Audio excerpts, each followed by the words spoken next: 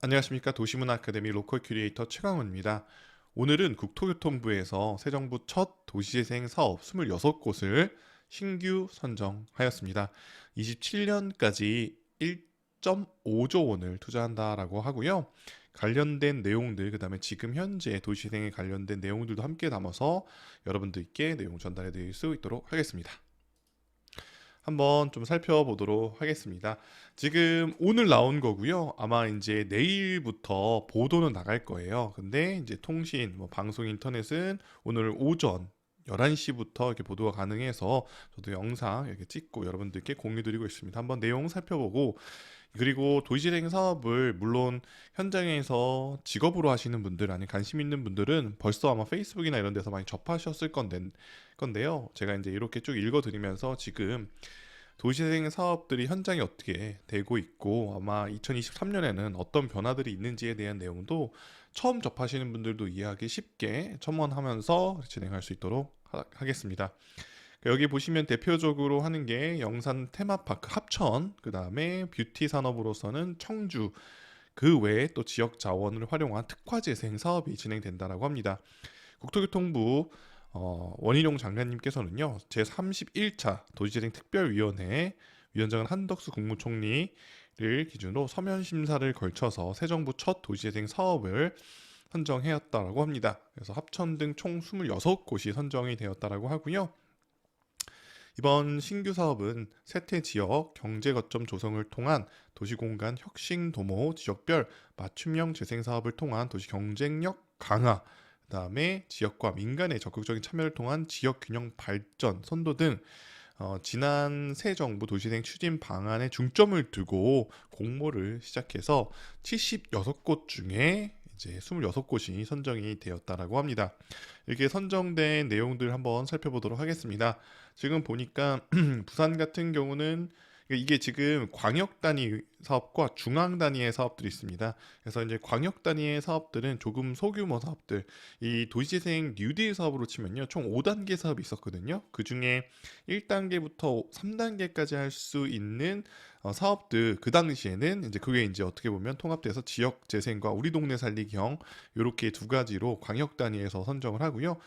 중앙 단위에서는 이제 어, 중앙 부처 단위에서는 이게 혁신지구를 선정을 하게 되어 있습니다. 그래서 지역 특화 재생 같은 경우는 총 15군데, 우리 동네 살리기형, 이게 좀 모르시는 분들을 좀 위해서 말씀을 드리면, 우리 동네 살리기형은 이 유형 중에 가장 작은 단위의 사업이에요. 예를 들면 이제 주거 환경 개선, 집수리 사업, 뭐 이런 사업들이 주를 이룬다고 보시면 될 것 같고요. 지역 특화 재생 사업 같은 경우는 일반 근린형, 그 다음에 중심 시가지형 같은 것들을 통합해서 어떻게 보면 융합된 상태의 이번 정권의 새로운 도시재생 모델이라고 보시면 될 것 같습니다. 그래서 지역 특화 재생 이렇게 될 수 있고요. 그래서 총 15군데가 선정됐다라고 합니다. 쭉 살펴보면 부산 수영구, 대구 북구, 인천 남동구, 경기 용인, 강원 인제, 충북 청주, 충남 천안, 그다음에 전북 익산과 임실, 전남 완도. 이번에는 좀 아이러니하게도 지역 특화 재생에서는 경북이 선정이 안 됐네요. 경남은 진주, 창원, 합천이 됐습니다. 제주도는 제주시가 선정이 된 것 같고요. 그 외 우리 동네 살리기형도 이런 식으로 여러분들 펴 보시듯이 됐습니다. 그래서 제가 살고 있는 지역 중에 이제 보령이 된 걸로 제가 이제 알고 있고요. 보령 같은 경우는 센터에서 굉장히 적극적으로, 센터가 굉장히 유기적으로 어떤 교육도 되게 잘하시고 지역 내 거버넌스 형성도 잘하시고, 또 지역의 리더인 군수님께서도 보령 시장님이시구나. 시장님께서도 굉장히 적극적으로 이 도시생 사업을 하고 있어서 이번에도 또 선정을 또 축하드리고요. 또 부안도 이렇게 또 잘 되셨네요. 부안도 됐고요. 영도구 같은 경우는 그 영도가 최근에 굉장히 핫한 지역이거든요. 이제 커피, 뭐 피아크라던가 아니면 모머스 커피, 문명일기 이런 공간들. 그러니까 사실 이 도시재생 사업들이 쭉 보다 보면 이게 도시재생 사업들과 연계에 맞물려서 뭐 도시재생 사업, 로컬 크리에이터 사업, 관광도래 사업 다 연계돼서 하고, 앞으로 아마 2023년에는 그 사업들을 모두 다 이해하는 사람들이 필요할 거고, 그 사람이 누구다? 바로 로컬 크리에이터 최강훈입니다. 여러분들 관련된 강의 필요하시면 언제든지 섭외 요청해 주십시오. 자, 이렇게 보겠습니다. 그래서 설명이 나오는데요. 혁신지구는 산업, 상업, 주거 등이 접목된 지역 거점을 조성하는 지구 단위 개발 사업이다 라고 보시면 될 것 같고요. 좀 이제 큰 단위죠. 지역 특화 재생은 역사 문화 등 고유 자산을 활용해 스토리텔링 도시 브랜드와 추진 및 중심 골목 상권 활성화, 그러니까 일반 근린형이랑 중심 시가지형이 합천 형태라고 해석해도 큰 무리는 없을 것 같아요.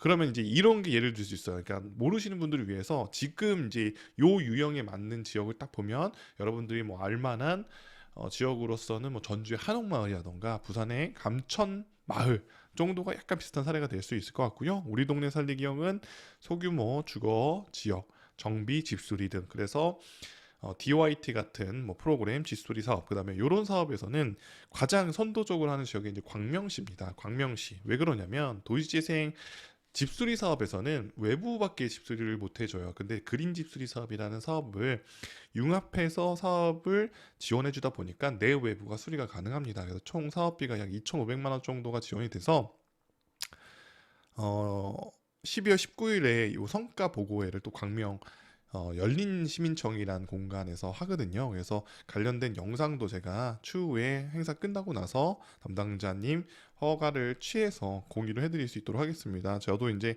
그 영상 만드는 거에 좀 같이 협업을 했는데요.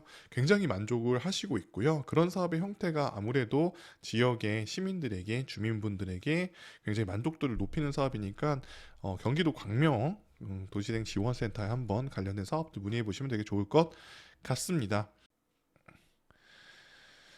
그래서 이번 사업을 통해서요, 공동 이용 시설 47개, 창업 지원 공간 15개, 아마 이제 요게 이제 연계되는 게 이제 로컬 크리에이터 사업이 될 것 같고요. 그다음에 뭐 다양한 노후 주택 같은 것들을 수리한 사업들을 한다고 합니다.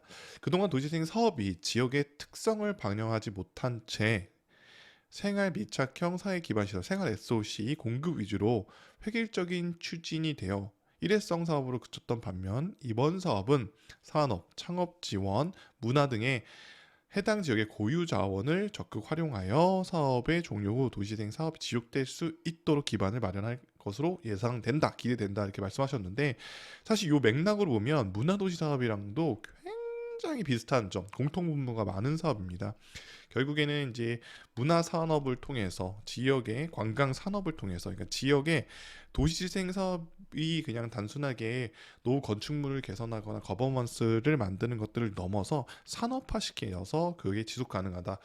예전에는 이제 원래 생활 SOC 시설들을 운영들을 마을관리 협동조합의 어떤 주민 협의체 분들에게 이것들을 위탁하는 형태였는데, 실제로 운영하다 보니까 일반 비즈니스를 하시는 분들과 비교를 했을 때 수익 창출 면에서도 부족한 부분이 있었던 것도 사실이고, 또 문제점 중에 하나는 이 경제적 배분을 할 수가 없는 형태예요. 사회적 기업이다 보니까. 그래서 예산은 못 줘서 이제 권한을 주는데, 이 권한을 주는 거에서 이제 수익도 뭔가 날 수 있는 구조를 만들었어야 되는데 그런 구조가 안 되다 보니까 지금 도시생 사업지에서 이런 생활 SOC 시설이나 앵커 시설들이 많이 완성되어 있음에도 불구하고 많이 지금 현재 공실로 남아 있거나 잠겨 있거나 하는 경우들이 있습니다. 그래서 그런 공간들을, 물론 그냥 일반 단체한테 주는 게 어떤 법령이라든가 조례에 한계점이 있는 것도 분명 사실이겠지만, 제가 봤을 때는 그런 허들을 좀 낮추고 뭐 지역에 역량 있는 단체들한테 그 운영을 할 수 있는 기회를 주는 게 되게 중요할 것 같아요. 지원을 하지 않더라도 그런 유휴 공간들을 뭔가 실험적으로 활용할 수 있거나 운영할 수 있는 기회들을 다양하게, 그리고 그 폭을 굉장히 넓혀서 그 어떤 이력이나 형태보다는 그 사람의 어떤 사업 계획이라던가 능력을 조금 더 평가 중심에 뒀으면 좋겠다는 생각이 듭니다. 그래서 그런 분들이 들어와서 지역의 공간을 좀 활성화시키고, 또 그 활성화시킨 공간들이 뭐 독점하는 게 아니라 계속적으로 누군가에게 기회가 되고 인큐베이팅 할 수 있는 공간으로 활용되지면 너무나 좋을 거라는 생각이 듭니다. 그래서 이번 사업에 26곳 중에 23곳, 88%가 비수도권이래요. 그래서 이번 사업은 국토균형 발전에도 기여를 할 것이다. 그러니까 지방에 어떻게 보면은 지방 소멸이라던가 국가균형 발전 차원에서도 이 도시재생 사업이 굉장히 영향을 크게 갖고 있고, 그다음에 좀 볼게요. 그래서 지금 이제 대표적으로 나오는 게 합천 지역 특화 재생이라고 보네요. 영상 문화 도시 브랜드라고 합니다. 그래서 아무래도 여기가 선정됐던 가장 큰 이유, 이제 도시재생 사업이 선정되는 여러 가지 기준도 있는데 그 기준 중에 이제 소멸 지수, 고령화율 이런 것들이 이제 굉장히 많은 비율을 차지하거든요. 그래서 이제 합천이 그런 부분에서 이번 사업에 선정되는데 굉장히 적절한 도시가 되었지 않나 생각합니다. 영상 테마파크. 저는 이제 영상 테마파크 여기 가봤거든요. 아이들도 굉장히 좋아하고 그 청와대를 거의 그대로 이렇게 만들어 놓은 공간도 있어요. 그리고 거기 이제 코끼리 엄청 대형 세계 기네스북에 오를 만큼 코끼리 코로 되어 있는 미끄럼틀도 아이들도 굉장히 좋아하는 공간이기도 합니다. 그래서 관광 뭐 그다음에 연계된, 그런데 이제 이런 사업들이 주민분들 그다음에 뭐 지역의 창업가분들, 로컬 크리에이터분들도 뭔가 기회를 얻을 수 있는 형태로 아주 잘 만들어져야지 된다. 그러지 않으면 이 사업들이 지속성을 갖기가 쉽지가 않다. 아마 이런 사업들의 주된 목적들은 기존의 어떤 점대 형태가 아니라 하나의 통합의 면의 형태를 만들어서 그 안에 고용을 높이고 그다음에 기회를 어떤 빌리지 형태로 만드는 것이라고 보시면 될 것 같아요. 그러면 합천, 스테이, 시네마, 빌리지 이런 게 있고요. 아마도 여기서 이제 영화 촬영을 많이 하니까 이제 이런 사업들을 진행하시는 것 같습니다. 청주 같은 경우는 지금 뷰티입니다. 뷰티 같은 경우는 아무래도 청주가 제가 알기로는 이제 화장품 공장이 있는 걸로 알고 있어요. 그래서 지금 그 관련해 가지고 이제 뷰티 드림 샵을 이제 조성을 해서 특화 사업을 진행한다라고 합니다. 그래서 산업협력으로 해서 서원대나 SK 하이닉스와 함께해서 청년 창업 지역으로 기대를 모으고 있다라고 합니다. 그래서 쭉 한번 내용을 볼게요. 그 다음에 여기 좀 이렇게 보시면 아까 우리 동네 살리기형 같은 경우는 10군데 선정이 됐다고 했잖아요. 이런 식으로 이제 외부가 된단 말이에요. 그래서 여기 보시면 어떻게 보면 이제 요 사업은 우리 동네 살리기형은 주거지 지원형 사업과도 이제 병행돼서 가는데요. 여기에 보시면 우리가 이제 보통 오해하는 것 중에 하나가 도시재생 사업하면 벽화 만들기 사업이다라는 게 이제 여기에서 이제 어떻게 보면 많은 오해가 시작점이 됐는데, 사실 요 사업은 그 이형 중에서도 가장 소규모 사업 중에서 또 그냥 하나의 사업인데, 벽화 그리기가. 여기서 잠깐 설명드리면 이 벽화 그리기나 요 디자인 패치나 아니면 여기 LED 등이나 이렇게 안심 비상벨 같은 것들, 즉 요거를 이제 깨진 유리창 법칙이라고 해요. 이제 그거와 연계해서 요런 사업들을 우리는 통괄적으로 안전한 골목길 만들기 사업, 또 이런 것들을 이제 범죄 안전 예방 디자인 세프티드라고 보통 표현을 합니다. 제가 뭐 추후에 요 관련된 내용은 상세하게 다룰 테니까요. 강의 한번 들어주시면 좋을 것 같고요. 자, 이렇게 쭉. 그러니까 어떻게 보면 예전에는 점 단위 사업이었다면 이제는 약간의 지구 단위 사업으로서 사업을 진행을 하는 걸로 보시면 될 것 같습니다. 그래서 예전에 도시재생 뉴딜 사업 같은 경우 5가지 유형이었다면 이제 2가지 유형으로 축소돼서 운영이 되고, 그다음에 사업지를 굉장히 많이 줄였어요. 그래서 이 사업지가 줄어서 어떻게 보면은 그 혜택이 조금 분산되는 것도 있겠지만 집중 투자하겠다라는 어떤 목표가 있는 것 같기도 합니다. 근데 저는 이제 좀 한편으로는 이런 부분들은 좀 챙겨주셨으면 좋겠다라는 게 뭐냐면, 도시재생 사업을 진행하면서 그러니까 지역 균형 발전, 도시재생 아니면 지역의 뭐 청년 창업이라던가 청년 유치 관련돼서 정말 중요한 역할을 했던 게 도시재생 지원센터거든요. 그래서 지원센터가 이번 도시재생 사업이 7월 28일로 그 기조가 하드웨어 중심으로 많이 넘어가다 보니까 운영에 대한 지금 불안감이 있거나 종료되는 지역들이 굉장히 많아요. 근데 이런 좋은 센터의 역할, 그러니까 학교, 지역의 어떤 중추적인 서포팅 역할을 하는 이런 도시생 지원센터를 단순하게 없애는 게 아니라 이것을 어떻게 조금 더 유용하게 활용할 건지를 생각해 보시는 것들을 좀 추천을 드립니다. 그래서 국토교통부에서도 그런 부분들을 좀 그 방향성을 갖는다라고 하면 지금 좋은 인프라가 갖춰진 상태예요. 물론 그게 아직은 채울 것도 많죠. 부족한 점도 많고. 그러나 그런 것들을 단순하게 소멸시키기에는 너무 아까운 조직이니까요. 그런 부분들도 조금 한번 검토를 다시 한번 해서 그런 부분들이 함께 연계돼서 우리 어떤 지방 소멸을 막을 수 있게 하는 거. 그러니까 우리가 몸 전체가 마비가 안 되려면은 온몸 전체에 피가 잘 통해야 되잖아요. 우리 국가 다양한 시군에 이런 어떤 피가 잘 소통하려면 이런 중추 기관들도 굉장히 필요한 게 사실이거든요. 그래서 그런 역할을 하는 도시생 지원센터 중간 지원 조직에 대한 운영 방안도 다시 한번 검토를 하고 그분들의 역량이 얼마나 높은지도 다시 한번 모니터링하고 들여다봐야 되지 않을까 생각이 듭니다. 어쨌든 선정된 지역은 너무나 축하드리고요. 또 선정되지 않았더라도 또 이제 관련돼서 많은 지역에서 또 준비하고 있을 테니까요. 그 노력 너무 감사드리고, 아마 이거 준비하시냐고 제가 알고 있기로는 용인에서 진행됐던 산업 그 박람회에도 많이 참석을 못한 걸로 알고 있어요. 왜냐면은 그 전날까지가 이제 고게 일주일이 이거 이제 제출하는 일정성이었기 때문에, 그래서 정말 많이 노력을 하셨고 너무 수고 많으셨고요.